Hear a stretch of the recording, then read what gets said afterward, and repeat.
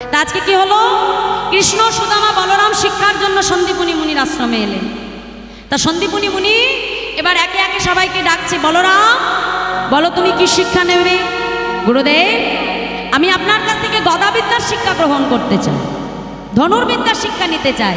বেশ, তাহলে ধনুর্বিদ্যার শিক্ষা যদি গ্রহণ করতে হয় আগে তোমাকে ধ্যান করতে হবে। ধ্যান করলে নিজের মনকে তুমি স্থির তৈরি করতে পারো। কেন জানো? স্থির যতক্ষণ মন তোমার স্থির না হবে তুমি কিন্তু কখনোই তোমার ধনুর্বিদ্যায় তোমার মনকে স্থির করতে পারবে না। স্থির যদি মন স্থির না হয় তাহলে কখনো কিন্তু লক্ষ্য ভেদ করা যায়। জীবনে যদি লক্ষ্যকে ভেদ করতে হয় না, জীবনে যদি তোমাকে বড় হতে হয় তাহলে আগেই তোমার লক্ষ্য স্থির করে নিতে হবে যে যতই কষ্ট হোক আমাকে ওখানে পৌঁছাতে হবে। তোমার মন আর লক্ষ্য যদি স্থির থাকে জীবনে কোনো বিপদ কোনো বাধা তোমাকে ধরে রাখতে পারবে না। তুমি তোমার লক্ষ্য পূরণ করবেই করবে। নিতাই গৌর হরি বল, হরি বল।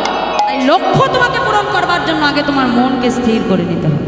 যাও যাও তুমি এবার ধ্যান করো। বলরামেরকে পাঠিয়ে দিলে। এবার ডাকছে কৃষ্ণ, বলো তুমি কি শিক্ষা নেবে বাবা? গুরুদেব আমি 64 কলাবিদ্যার শিক্ষা গ্রহণ করতে চাই। বাহ, এ তো বড় ভালো কথা। হ্যাঁ, মনে মনে চিন্তা করছে, হে গোবিন্দ আমি তোমাকে আর কি শিক্ষা দেব? তুমি কৃপা করে নিজ গুণে আমার কাছ থেকে শিখে নিও দয়াময়। সুদামাকে ডেকে বললো, সুদামা বলো তুমি কি শিক্ষা নেবে? গুরুদেব আমি বেদ বিদ্যার শিক্ষা নিতে চাই। বাহ, কিন্তু বেদ বিদ্যার শিক্ষা নিতে গেলে ভালো করে শুনে রাখো সুদামা, আগে তোমাকে ব্রহ্মণত্ব অর্জন করতে হবে। আর এই ব্রহ্মণত্ব মানে কি জানো মাইরা? 9টি গুণ।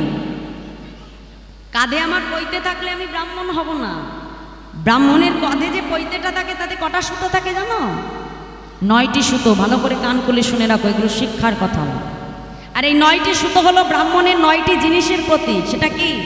সম দম তপ শৌচ ক্ষান্তি আর্যমেবচ জ্ঞানম বিজ্ঞানম আস্তিকম ব্রহ্ম ধর্ম শুভাবচ। ভগবান নিজে বলে দিলেন। সম মানে কি? সরলতা।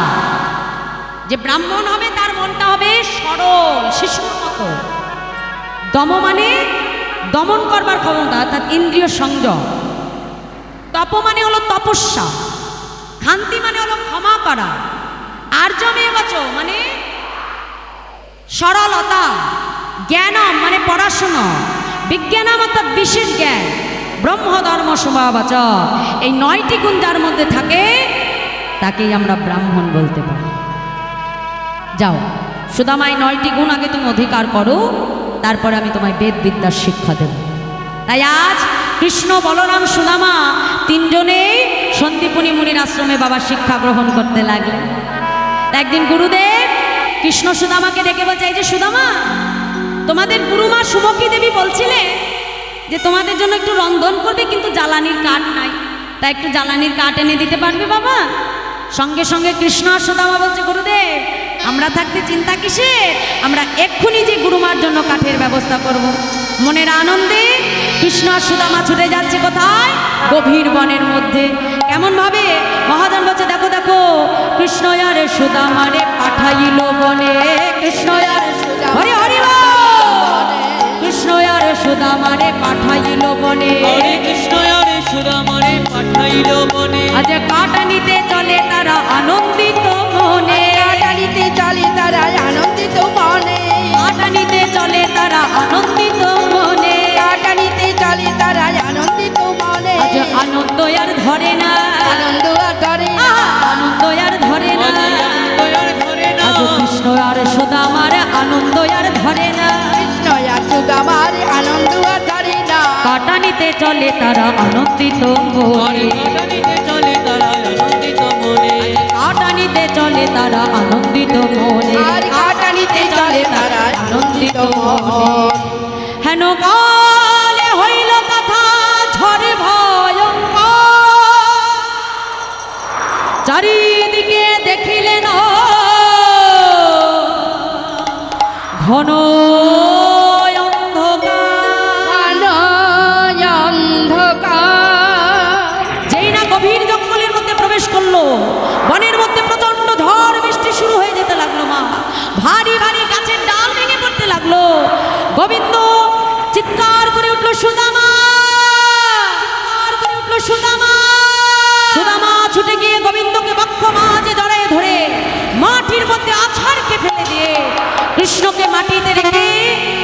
নিজে সুদামা তার বক্ষের উপরে উঠে বসে রাখলো। কেন?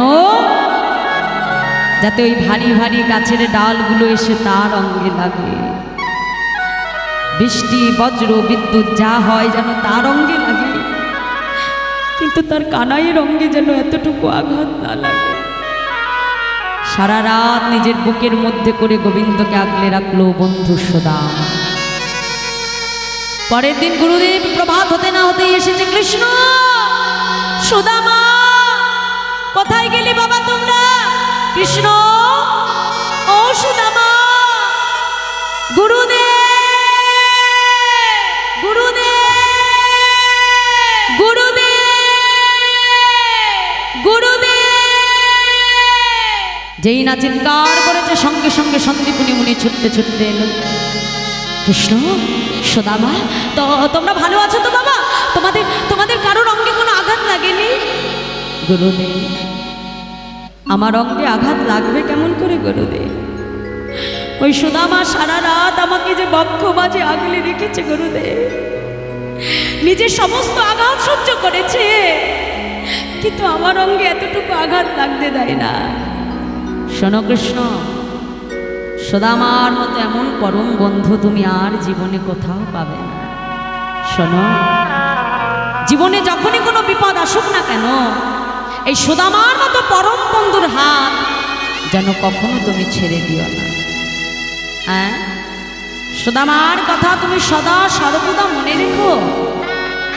যাও, আজ তোমাদের শিক্ষা শেষ হলো। যার যার মাথায় যার যার শিক্ষার পাগড়ি পরিয়ে দিল সন্দীপনী মুনি স্বয়ং। গদাবিদ্যার পাগড়ি পরিয়ে দিল বলরামের মাথায়, 64 কলাবিদ্যার পাগড়ি পরিয়ে দিল গোবিন্দের মাথায়। এখনকার দিনে যেমন ফলাফল বা রেজাল্ট বাহির হয় বাবা, আর আগেকার দিনে পাগড়ি দেখে বোঝা যেত কে কোন বিষয়ের পণ্ডিত। আর সুদামার মাথায় পরিয়ে দিল বেদ বিদ্যার পাগড়ি। সুদামাকে নিজে ডেকে বলছে, গুরুদেব শোনো সুদামা, এই সবার থেকে তোমার পাগড়ি বেশি সম্মানের কেন জানো? কারণ স্বদেশে পূজ্যতে রাজা, আর বিদ্যান সর্বত্র পূজ্যতে। এটা এক পণ্ডিতের বাক্য বাবা। দেখো, একজন রাজা কিন্তু শুধুমাত্র তার দেশেই পূজিত হয় বাবা, কিন্তু যে পণ্ডিত, যে বিদ্বান ব্যক্তি, যে পড়াশোনা জানে, সে দেশের যেই প্রান্তেই যাবে না কেন সেখানে কিন্তু তিনি সম্মান পাবেন। তাই বলছি, স্বদেশে পূজ্যতে রাজা, আর বিদ্যান সর্বত্র পূজ্যতে। তাই গুরুদেবের কাছে শিক্ষা শেষ করে পুনরায় কৃষ্ণ আর বলরাম ফিরে এলেন দ্বারকা, আর সুদামা ফিরে গেলেন বৃন্দাবন। এখন সুদামা যখন ফিরে এসেছে, পিতা মটুক মহারাজ পাড়া প্রতিবেশীকে ডেকে ডেকে বলছে, শোনো শোনো, এই যে শোনো বাছা, আরে এই বৃন্দাবনে আমার সুদামার মতো এমন ছেলে একটা খুঁজে দেখাও দেখি, ওই কৃষ্ণ বলরাম ছাড়া। আমার ছেলের মতো এমন মহাপণ্ডিত, যার তার কাছে পণ্ডিত হয় না, আবার সন্দীপনীর মুনির কাছে পণ্ডিত সে। এখন আমার ছেলের জন্য একটা যথাযোগ্য পাত্রী দেখো তো ভাইয়া, ছেলেটার বিয়ে দেব, তাহলেই তো মরেও শান্তি পাবো। খোঁজ লাগানো শুরু হয়ে গেল। খুঁজে খুঁজে এক সুকন্যা জোগাড় হলো, নাম তার সুশীলা। সেই সুশীলা সারা জীবন শিবের মাথায় দুধ গঙ্গার জল দিয়ে বলেছে, হে মহাদেব, আমার স্বামী কোটিপতি না হোক তাতে আমার দুঃখ নাই, কিন্তু আমার স্বামী যেন সত্যবাদী হয়, এমন মানুষকেই তুমি আমার স্বামী করে পাঠাও। আর মিলেও গেল শ্রীরাম পুত্র মা, যে সুদামা গুরুচরণে কথা দিয়েছিল জীবনে কখনো কোনোদিনও মিথ্যে কথা বলবে। তাই যেমন পাত্রী ঠিক তেমন পাত্র মিলে গেল। আর উপযুক্ত পাত্রী পাত্রী যখন মিলে গেল, পাড়া প্রতিবেশী আর পিতামাতা বিলম্ব না করে এবার সুশীলার সঙ্গে সুদামার বিবাহ সম্পন্ন করালেন। মহাজন বলছে, দেখো দেখো, সুশীলা নামেতে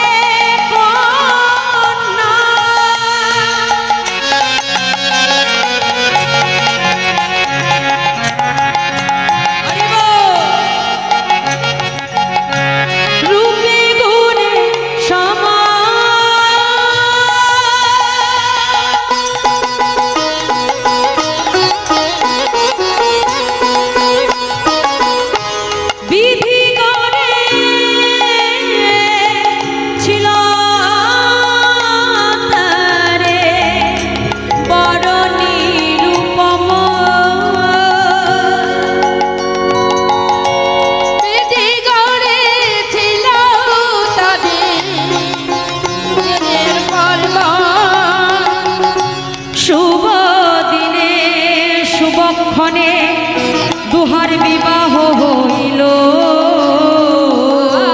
আর শুভ দিনে তোমার বিবাহ যে হলো, আর শুভ দিনে শুভক্ষণে দুহার বিবাহ হইল। শুভ দিনে শুভক্ষণে তোমার বিবাহ যে হলো। আজ পাড়া প্রতিবেশীর মনে আনন্দ হইল। পাড়া প্রতিবেশীর মনে আনন্দ হইল। তাদের আনন্দ ধরে না রে, তাদের আনন্দ আর ধরে না রে, তাদের আনন্দ ধরে না রে। তাদের আনন্দ আর ধরে না রে। আজ সুদামার বহুকালে আজ আনন্দ আর ধরে না রে। উলুম ধ্বনি হরি হরি তাদের আনন্দ আর ধরে না রে। জোছিলার বিবাহ কালে আনন্দ আর ধরে না রে। বিবাহের কালে আনন্দ ধরে নারী, তার বিবাহ আজ কালে আনন্দ আর ধরে নারী। পাড়া প্রতিবেশীর মনে আনন্দ হইল। আর পাড়া প্রতিবেশীর মনে আনন্দ হইল। এখন সুশীলার সঙ্গে সুদামার যখন বিবাহ হলো মা, এখন বিবাহের পর কিছুদিন পরেই এই সুখটাও তার কপালে সইল না মা। কিছুদিন যেতে না যেতে সুদামা এক মহামারীতে তার পিতা মাতা দুইজনকেই হারিয়ে ফেলল। অর্থাৎ দুজনেই দেহ রাখলো, মারা গেল। এতদিন সুদামা বোঝেনি যে সংসারের কষ্টটা কত কষ্ট। কারণ এই জগতে সন্তানের মাথার উপরে যখন একজন পিতামাতা বেঁচে থাকে ততদিন পর্যন্ত কিন্তু সন্তান সংসারের কষ্ট বোঝে না। যখন পিতামাতাকে হারায় তখনই বোঝে যে সংসারে কষ্টটা কত, এই সমাজে চলাটা কতটা কঠিন মা। যে সুদামা গুরুচরণে কথা দিয়েছিল জীবনে কখনো মিথ্যে কথা বলবে না, সে দেখলো সংসারে চলতে গেলে প্রত্যেকটা পদে পদে মিথ্যাকে আশ্রয় করতে হয়। আজ নিজের বলতে যা কিছু ছিল সহায় সম্বল সব কিছু হারিয়ে শেষ সম্বল হলো একটা ছিন্ন পণ্য কুঠি। একদিন তারই স্ত্রী সুশীলা স্বামীকে ডেকে বলছে, স্বামী শুনেছি তোমার বন্ধু কৃষ্ণচন্দ্র সে নাকি দ্বারকার রাজা। এগো আমার মন বলছে একবার যদি তুমি তোমার সখা কানাইয়ের সঙ্গে দেখা করে এসো, তোমার সমস্ত কষ্টটা দূরীভূত হয়ে যাবে। কিন্তু সুশীলা, আমি যে এতগুলো দিন পরে কানাইয়ের কাছে যাব, আমি শূন্য হাতে কেমন করে যাই বলো। স্বামী আমি থাকতে তোমার চিন্তা কিসে, একটু অপেক্ষা করো, আমি আসছি। যে কাজ কখনো কোনোদিনও করে নাই মা, আজ ওই সুশীলা বৃন্দাবনে সকল ভক্তের দ্বারে দ্বারে গিয়ে আজ তার ভিক্ষার আঁচলটা বাহির করে দিয়ে আজ বৃন্দাবনের ব্রজবাসীকে ডেকে ডেকে বলছে, ব্রজবাসী শোনো শোনো, আমায় ভিক্ষা দাও গো। জয় রাধে। মায়েরা এখন কেউ উঠবে না, বসে থাকবে। যার গোবিন্দ সেবায় ভিক্ষা দেওয়ার শেষে এসে দেবে। হ্যাঁ, এখন আসবে না, একটু অপেক্ষা করো মা, আর একটুখানি আছে। বুঝছি তোমাদের কষ্ট হচ্ছে, এত রাত জাগার অভ্যাস নাই তো তোমাদের, এত রাত পর্যন্ত, কিন্তু একটু অপেক্ষা করতে হবে আমার। আমরা যখন এসেছি গোবিন্দ কথার সাধন করব বলে পুরোটা শেষ না করে যাওয়া যাবে না মা। ভক্ত ভগবানকে মিলনে রেখেই যেতে হবে। আর একটুখানি সময় আছে, আমি চেয়ে নিচ্ছি তোমাদের কাছে। জয় রাধে। আজ সুশীলা নগরে নগরে গিয়ে ভিক্ষা করছে গোবিন্দ সেবার জন্য। কেমন করে? আমায় ভিক্ষা দাও গো নগরবাসী, ভিক্ষা দাও আমায় ভিক্ষা দাও গো নগরবাসী, ভিক্ষা দাও আমায় ভিক্ষা দাও গো নগর দাও আমায়। আমায় ভিক্ষা দাও গো নগরবাসী, ভিক্ষা দাও আমায়। বলি তোমাদের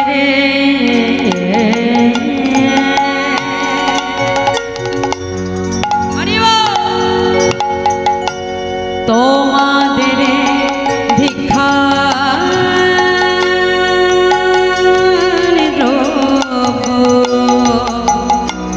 হবে সমরা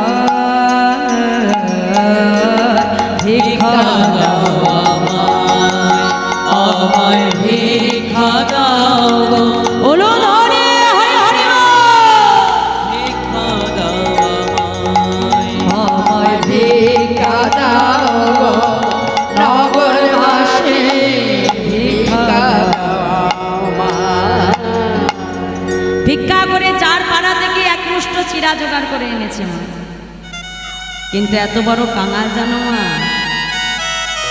চিরাটা যে বেঁধে দেবে সেই বস্তুটাও ঘরে না। নিজের অঙ্গে ছিল একটা ছিন্ন মলিন বসন, কাপড়টা ছিঁড়ে নিয়ে গোবিন্দ সেবার জন্য চিরা বেঁধে দিয়েছে। বেঁধে দিয়ে বলছে, হে প্রভু, আজ তোমাকে দেবার মতো আমার কাছে এটুকুই ছিল দয়াবান। আমি যে বড় কাঙাল প্রভু, তোমার জন্য আমি আর কিছু জোগাড় করতে পারি না প্রভু। আজ এই শুকনো চিড়ে আমি তোমার সেবার জন্য পাঠাচ্ছি আমার স্বামীর হাতে।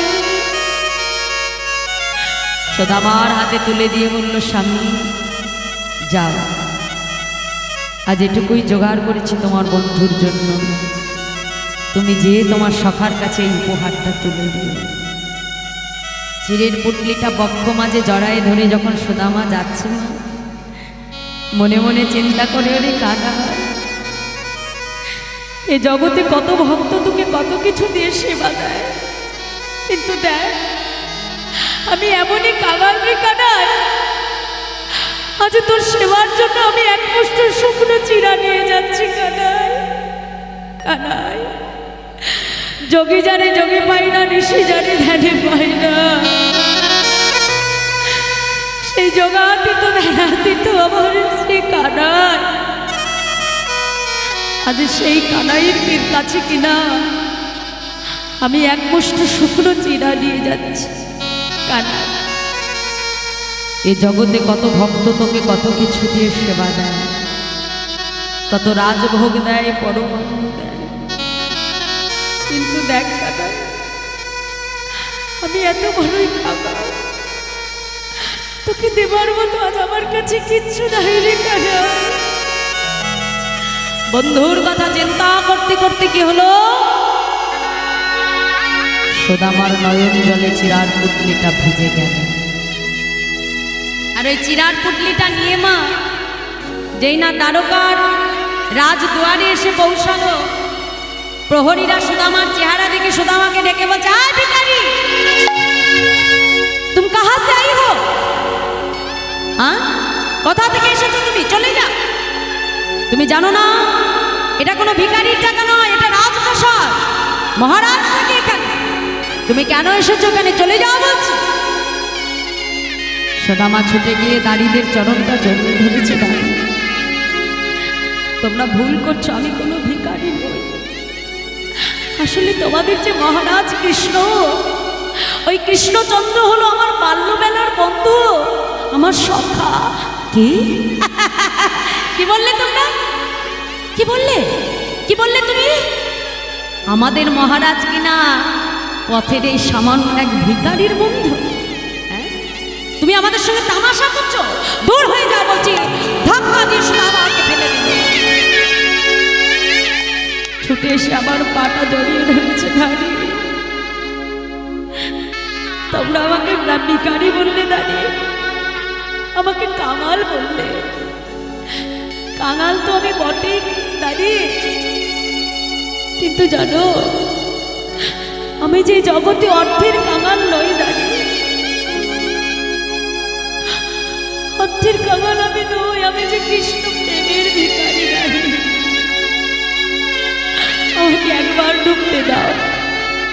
শোনো, আচ্ছা বেশ, আমায় যদি প্রবেশ করতে না দাও, তোমাদের মহারাজকে যে একবার বলো যে তার বাল্যবেলার বন্ধু সুদামা এসেছে। আমি বলছি, আজ আমার কানাই যদি আমাকে চিনতে না পারে, আমি এই দ্বার হতে আজ ফিরে চলে যাব, আর তোমাদেরকে জ্বালাবো না দাঁড়ি। কিন্তু একবার যে আমার কানাইকে বলো তার বাল্যবেলার বন্ধু সুদামা এসেছে। বেশ, যতক্ষণ না আমরা ফিরে আসবো এই দরজায় দাঁড়িয়ে তুমি অপেক্ষা করবে। এই বলে প্রহরীরা সুদামাকে দরজায় দাঁড় করিয়ে রেখে ভেতরে ছুটতে ছুটতে আসছে। মহারাজ, মহারাজ! কি দাঁড়িয়ে এমন ভাবে ছুটছো কেন? কি হয়েছে তোমার? মহারাজ, কোথা থেকে এক ভিখারি এসে বলে কিনা সে নাকি আপনার বাল্যবেলার বন্ধু। আমার বন্ধু? হ্যাঁ গো দাঁড়ি, কি নাম বলেছে তার? কি যেন নামটা বললো মহারাজ, কি যেন নাম? ও মনে পড়েছে মহারাজ, তার নাম হলো সুদামা। যেই না বলেছে গোবিন্দ আমার রত্ন সিংহাসন ছেড়ে, দাড়িকে ডেকে বলছে, দাড়ি তুমি ঠিক বলছো দাড়ি, আমার সুদামা এসেছে, আমার বাল্যবেলার বন্ধু সুদামা। তুমি ঠিক বলছো দাড়ি। রত্ন সিংহাসন ছেড়ে নেবে ছুটতে ছুটতে গোবিন্দ আসছে। সুদামা, সুদামা! ছুটে গিয়ে যেই না সুদামাকে বক্ষ মাঝে ধরতে যাবে, সুদামা দূরে সরে দাঁড়িয়েছে। ও কানাই, দাঁড়া দাঁড়া, একবার তোর দিকে চেয়ে দেখ কানাই, তুই তো এই দ্বারকার রাজারই কানাই, আর আমি যে পথের এক সামান্য কাঙাল ভিখারি কানাই। আমাকে তুই স্পর্শ করিস না রে কানাই, তোর রঙের আসবে, আর আমার দিকে চেয়ে দেখ, আমার যে ছিন্ন মনের বট, আমাকে তুই স্পর্শ করিস না রে কানা। গোবিন্দ ছুটে গিয়ে সুদামাকে ডেকে বলল, সুদামা, মুচি হয়ে শুচি হয় যদি কৃষ্ণ ভজে, আর শুচি হয়েই মুচি হয় যদি কৃষ্ণ তারে ত্যাজে। এ জগতে সেই আমার কাছে ধনী যে হরি নামকে নিজে সম্বল করতে পারে। সুদামা, আমি ভক্তের কাছে কিচ্ছু চাই না জানিস। কেউ যদি আমার কাছে টাকা চায়, বাড়ি চায়, অর্থ চায়, আমি সর্বস্ব তাকে দিয়ে দিই। কিন্তু একটি বস্তু আমি সহজে কাউকে দিই না, সেটা কি জানিস সুদামা? সেটা হলো ভক্তি। দেখো মা, এই জগতে আমাদের মানুষের মধ্যে সব কিছু আছে। ভগবান এত টাকা দিয়েছে, এত পয়সা দিয়েছে, বাড়ি গাড়ি অর্থ সম্পদ সব দিয়েছে মা, কিন্তু আজকাল কলির জীবের আমাদের মানুষের মধ্যে একটি বস্তুই কম, সেটা হলো ভগবানের প্রতি বিশ্বাস আর ভক্তি। ভগবান এই একটি বস্তু কাউকে দেয় না, কেন জানো? জগতে ভগবানকে অর্থ সম্পদে যে বাধা যায় না মা, এই জগতে যদি তাকে বাঁধতে হয়, একমাত্র ভক্তির রজ্জু দ্বারাই তাকে তুমি বাঁধতে পারবে। আর একবার যদি ওই ভক্তির দ্বারা নয়ন জলে তাকে বেঁধে ফেল, জানবে ভগবান জন্ম জন্মান্তরে আষ্টে পৃষ্ঠে তোমার কাছে ভক্তির রজ্জুতে বাধা পড়ে যাবে। তাই গৌর হরি।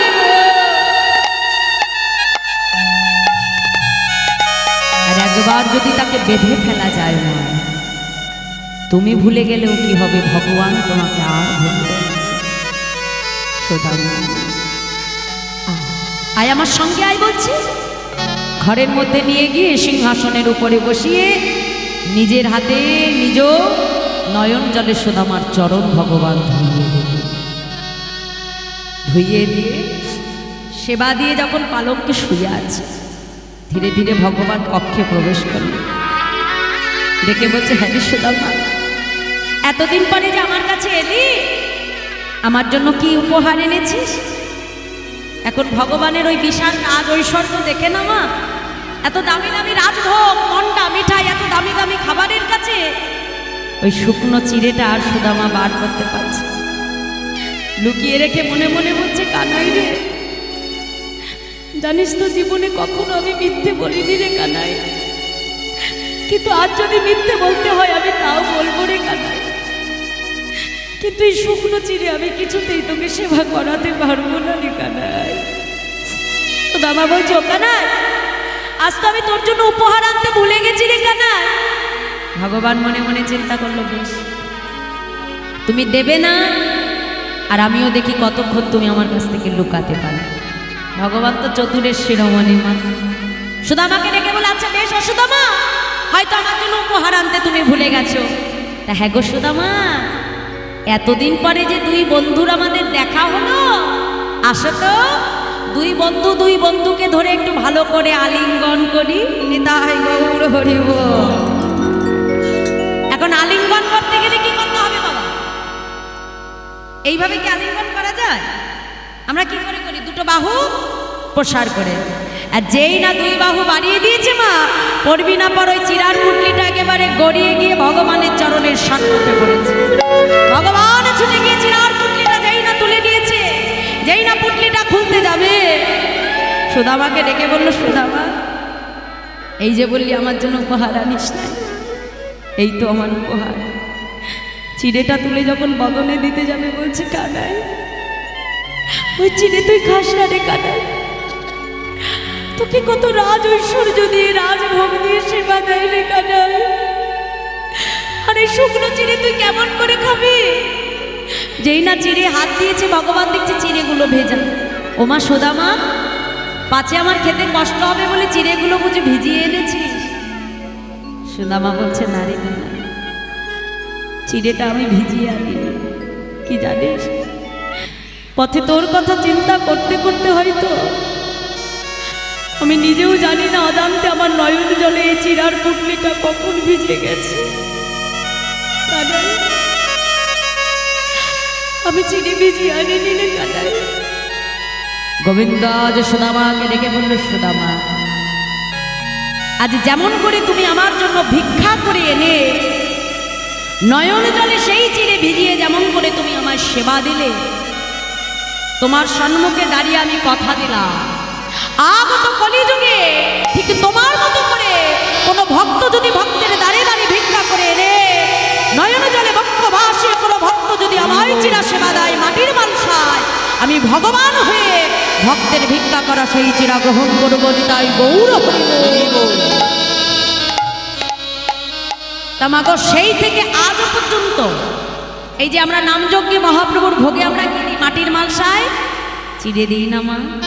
আর ভগবানকে যেটা দিতে হবে সেটা অবশ্যই যেন ভিক্ষা করে আনে। শুধু নামযজ্ঞ বলে নয়, বাড়িতেও যদি আমরা ভগবানের অনুষ্ঠান করি, অন্তত কমপক্ষে হলো 2-4 বাড়ি থেকে ভিক্ষা করে এনে সেই ভিক্ষার অন্ন দ্বারা ভগবানকে সেবা দেবে। কেন জানো না? কারণ ভগবান ভিক্ষার অন্ন বড় ভালোবাসে। আর যদি ভিক্ষা করে এনে নয়নে জলে বক্ষ ভাসিয়ে বলতে পারো, দয়া করো আজ তোমার জন্য আমি এটুকুই জোগাড় করেছি প্রভু, তুমি নিজ গুণে গ্রহণ করো, দয়া করো। আমি তোমার ভজন সাধন কিচ্ছু জানি না, কেমন করে তোমার সেবা দিতে হয় তাও জানি না, আমি মন্ত্রতন্ত্রও জানি না প্রভু, তুমি নিজ গুণে কৃপা করে গ্রহণ করো। যদি দুপোটা নয়ন জলে ভেসে থাকে ভগবানকে সেবা দাও না মা, ভগবান স্বয়ং নিজে এসে তোমার হাতে গ্রহণ করবে। তাই দেখো মা, আজ সেই ভিক্ষা করা চিরাটাই ভগবান গ্রহণ করে নেবে। দেখতে দেখতে একটা সপ্তাহ অতিবাহিত হয়ে গেল। এবার সুদামা ঘরে ফিরে যাবে, কিন্তু মা তার বাড়িতে যে এত দারিদ্রতা, এত কষ্ট দুঃখ, এই কষ্ট দুঃখের কথা একবারও বন্ধুর কাছে মুখ ফুটে প্রকাশ করে না। আর ভগবানও অন্তর্যামী সবই জানেন, কিন্তু ভগবানও একবারও তার কাছে প্রকাশ করে। যখন বিদায় নেবে বন্ধু গোবিন্দকে এসে বলছে, কানাই এবার আমায় বিদায় দে, আমায় ফিরে যেতে হবে। দেখো ভগবান কিন্তু পারতো তার হাতে স্বর্ণ মুদ্রা তুলে দিতে, ভগবান সেটা দেয়নি, সরাসরি দেয়নি। এখানেও গোবিন্দ শিক্ষা দিয়েছে। এ জগতে বন্ধুত্ব কাকে বলে বাবা এখানেও ভগবান দেখিয়ে দিয়েছে। হতে পারে আমার কোনো বন্ধু আমার থেকে বেশি অর্থশালী, তার অনেক টাকা পয়সা থাকতেই পারে, আর আমার এক বন্ধু সে হয়তো দরিদ্র হতেই পারে। মা আমার অনেক টাকা পয়সা আছে কিন্তু আমার বন্ধু দরিদ্র, কিন্তু আমি তখন যদি তাকে সাহায্যের জন্য সরাসরি তাকে কিছু টাকা দিয়ে বলে এই নিয়ে ধর, এই টাকাটা তুই নিয়ে যা, এটা দিয়ে তোর কাজ মিটাস, তাহলে এই যে সরাসরি তাকে দিলাম মা, এতে কিন্তু বন্ধুত্বের অপমান করা হয় না। বন্ধুকে সহায়তা করবে ভগবান দেখালো কেমন করে, গোপন। বন্ধু যাতে বুঝতে না পারে, তাহলে বন্ধুত্বের অবমাননা করা। সুদামা যেদিনই এসেছিল গোবিন্দের সেই রাজপ্রাসাদে, ভগবান স্বয়ং কি করেছিল, বিশ্বকর্মাকে পাঠিয়ে ওই যে ছিন্ন পণ্য কুটির ছিল সেখানে বিশাল এক স্বর্ণ রাজপ্রাসাদ তৈরি করে দিয়েছে। যে সুশীলা গোবিন্দ সেবার জন্য নিজের শাড়ি ছিঁড়ে চিরা বেঁধেছিল, এত বড় কাঙাল ছিল, সেই সুশীলাকে রাজ অলঙ্কার স্বর্ণ অলঙ্কার দ্বারা সাজিয়ে দিয়েছে লক্ষ্মী প্রতিমার মতো করে। অর্থমূল্য দ্বারা তার রাজকোষ পরিপূর্ণ করে দিয়েছে, কোনো কিছুর অভাব রাখেনি, কিন্তু সবটাই করেছে সম্মুখে নয়, আড়ালে পেছনে করেছে, যাতে বন্ধু বুঝতে না পারে, বন্ধুত্বের অপমান কোনো না। তা আজকে কি হলো মা, সুদামা যখন গোবিন্দের কাছ থেকে ফিরে এলেন, ফিরে এসে দেখছে যে তার ছিন্ন পণ্যকুটিরে যেন বিশাল প্রাসাদ তৈরি হয়ে গেছে। মনে মনে চিন্তা করছে নিশ্চয়ই কেউ এসে আমার কুটিরটা ভেঙে নিয়ে এখানে বিশাল প্রাসাদ তৈরি করেছে, কিন্তু আমার স্ত্রী সুশীলা কোথায় গেল? চিৎকার করে ডাকছে, ও সুশীলা, সুশীলা, শুনতে পাচ্ছ? ও সুশীলা! বারবার যখন সুদামা সুশীলা সুশীলা বলে ডাকছে, ওই সুশীলা রাজপ্রাসাদের মধ্যে থেকে মা রাজরানীর মতো গা ভর্তি অলঙ্কার পরে এগিয়ে আসছে স্বামীর কাছে। যেই না প্রণাম করেছে, বলছে মা তুমি কে? কেন স্বামী আমায় চিনতে পারছো না? আমি তোমার স্ত্রী সুশীলা। সুশীলা? আমার স্ত্রী সুশীলার গায়ে তো এত অলঙ্কার কোথা থেকে এলে? আরে বাবা, যে সুশীলার অঙ্গে একটা বসন দেবার ক্ষমতা আমার ছিল না, তার গায়ে অলঙ্কার এলো কোথা থেকে? আর বলো না স্বামী, সবই তোমার বন্ধুর কাজ। তুমি যেদিন গেছিলে ওই আড়ালে লক্ষ্মীকে পাঠিয়ে সব কিছু দ্বারা আমাদের পরিপূর্ণ করে দিয়েছে, বিশ্বকর্মা লক্ষ্মীকে পাঠিয়ে। বাহ, তাই বলি সুশীলা, এই জন্যই বুঝি তাহলে আমাকে তুমি আমার বন্ধুর কাছে পাঠিয়েছি। সুশীলা, আমি জীবনে চাইলে অনেক আগেই কানাইয়ের কাছ থেকে নিতে পারতাম, কিন্তু এত কষ্ট এত যন্ত্রণা আমি সহ্য করেছি, কিন্তু আমার কানাইয়ের কাছে মুখ ফুটে আমি কিচ্ছু চাইনি। কেন জানো সুশীলা? পাছে যদি কখনো ঐশ্বর্য আর সুখ পেয়ে আমি আমার কানাইকে ভুলে যাই।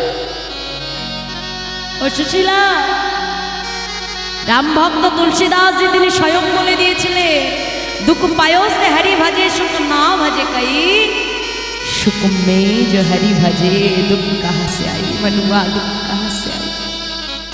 ভালো করে লক্ষ্য করে দেখবে মা, যখন আমাদের ঘরে দুঃখ থাকে কষ্ট থাকে তখন কিন্তু বেশি করে আমাদের ভগবানের কথা মনে পড়ে, কি মা তাই না? কিন্তু যখন সুখ থাকে আনন্দ থাকে একবারও মনে পড়ে তার কথা না। যত কষ্ট পাই যত আঘাত পাই তত ভগবানের কাছে ছুটে যাই, গোবিন্দ তুমি আমাকে রক্ষা করো দয়াময়, তুমি ছাড়া আমার কেউ নাই। কিন্তু যখন সংসারে একটুখানি সুখ পাই, ছেলের কাছ থেকে ভালোবাসা পাই, স্বামীর কাছ থেকে ভালোবাসা পাই, তখন সেই পরম বান্ধব গোবিন্দকে আমরা সবাই ভুলে যাই। একবারও মনে পড়ে না তখন ভগবানের কথা। সুশীলা, আমি জীবনে কখনো কানাইয়ের কাছে কিচ্ছু চাইনি, কেন জানো? পাছে ঐশ্বর্য আর সুখ পেয়ে আমি যেন কখনো কানাইকে ভুলে না যাই। সুশীলা, তাই আজ এই রাজ ঐশ্বর্যে তুমি যে আমাকে বাঁধতে পারবে না গো সুশীলা। তোমার যদি এই ঐশ্বর্যের প্রয়োজন হয় তবে আজ থেকে এই স্বর্ণরাজ প্রাসাদে তুমি থাকবে সুশীলা। এখানে তোমার স্বামী সুদামা কখনোই থাকবে না। সুদামা যখন চলে যাচ্ছে সুশীলা সর্বস্ব ত্যাগ করে স্বামীর চরণকে আশ্রয় করেছে। স্বামী, এ জগতে একজন রমণীর আসল সুখ হলো তার স্বামীর চরণে। তাই যে প্রাসাদে তুমি থাকবে না সেখানে আমিও থাকতে পারি না। ভগবান রুক্মিণীকে ডেকে বলছে, রুক্মিণী দেখেছো, এই হলো আমার বন্ধু সুদামা। আমি বলেছিলাম না, আমি সুদামাকে সব দিলেও সুদামা সেটা কখনোই নেবে না। ভগবান স্বয়ং প্রকাট হয়ে সুদামাকে দর্শন দিয়ে বলল, সুদামা শান্ত হও। কে বলেছে ঐশ্বর্যে থাকলে ভগবান পাওয়া যায়? ঐশ্বর্যে থাকলেও ভগবান মেলে গো মা। কেমন করে জানো? আমি যখন নিজের বাড়িটা 4-5 তলা তৈরি করে ফেলবো মা, ওই নিজের বাড়ি তৈরির সঙ্গে সঙ্গে আমার ভগবানের জন্য সুন্দর করে মন্দির তৈরি করতে হবে। নিজের জন্য দামি দামি অলংকার বানাবো, ভগবানের জন্য অলংকার বানাতে হবে। নিজের জন্য দামি দামি পোশাক কিনবো, ভগবানের জন্য কিনতে হবে। জানবে মা, এ জগতে যে বস্তু তুমি ভগবানকে নিবেদন করে গ্রহণ করবে, সেই বস্তুর মধ্যে কখনো কোনোদিনও অহংকার আসবে না।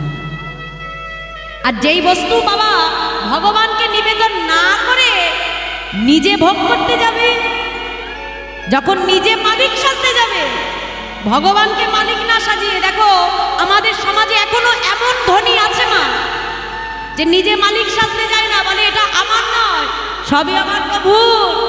আমি কোথায় পাবো? প্রভু দিয়েছে তাই আছে, কিচ্ছু আমার নয়, এটা ভগবানের বাড়ি। এই যে নিবেদনটা করে দিল মা, জানবে তার মধ্যে অহংকার কখনোই আসবে না।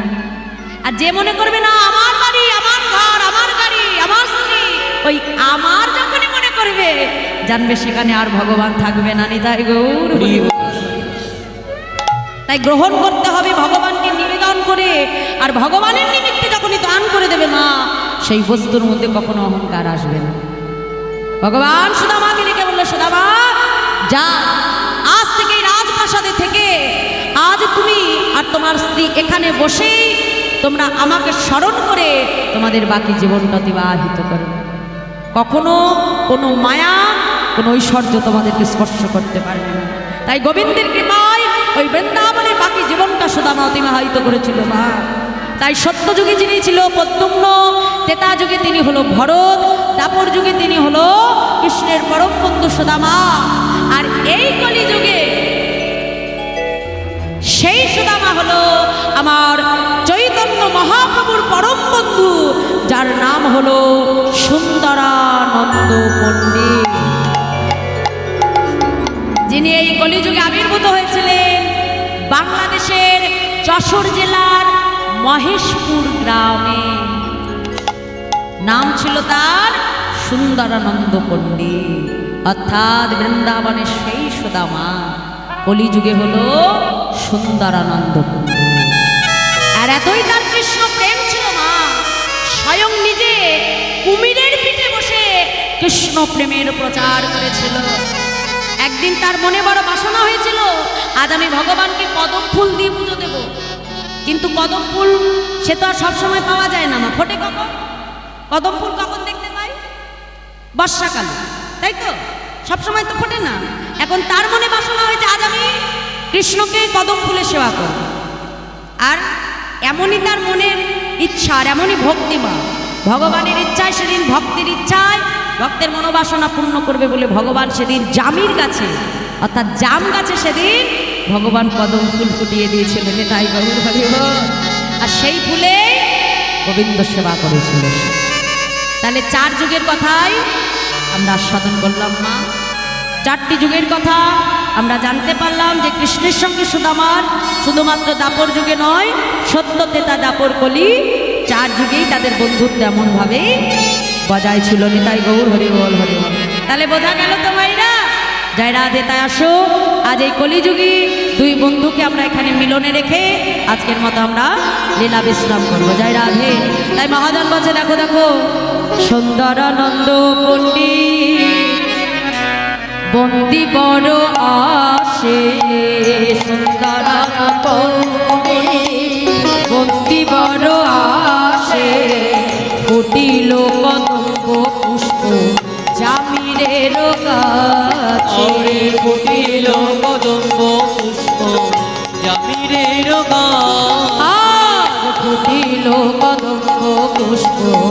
আমিরের কাছে ঘটিল না জামিরের